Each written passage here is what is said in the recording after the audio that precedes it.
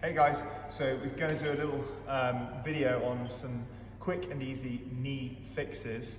If you're doing a lot of running and you're finding that the knees are starting to give you some pain and some jip, there's some really simple things that you can start to do with it.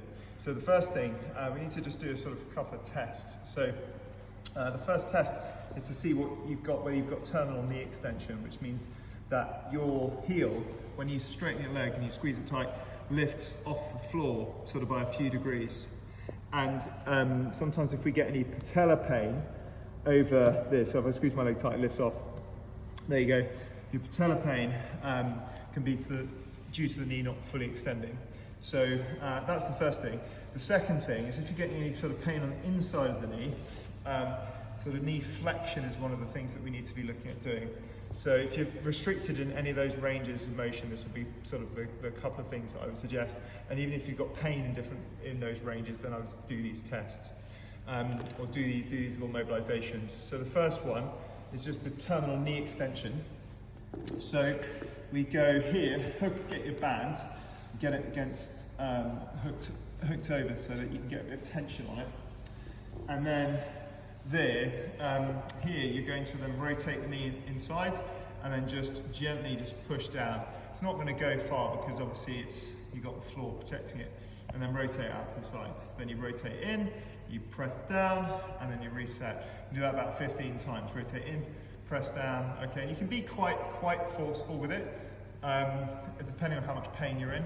But I like to sort of just try and give it a little bit of space, because what it's doing is it's just creating a bit of a gap in that knee, which is what's important, especially if you're doing a lot of pounding on the pavement. So that would be the main thing that I would do. Then the next thing, so actually we can retest that. So the retest, you should find that you get a little bit more range out of there. There's definitely a little bit more range. The next thing is then looking at flexion.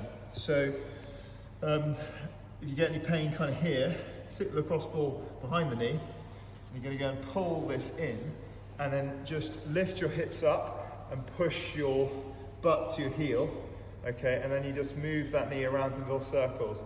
You're going to be mobilizing the tissues in the calf and in the hamstring, but mostly it's on the calf where it'll get really tight. And again, 2 minutes per side on that. So you can do it sort of on the inside of the leg, and then if I want to, I can put it sort of more on the outside, and I can pull it in there, and that can get pretty ugly in terms of like pain. So yeah, 2 minutes on that side. Moving on, then it's a case of strengthening the knee through healthy ranges. So the next things that I want you doing is this. It's called the Poliquin Step.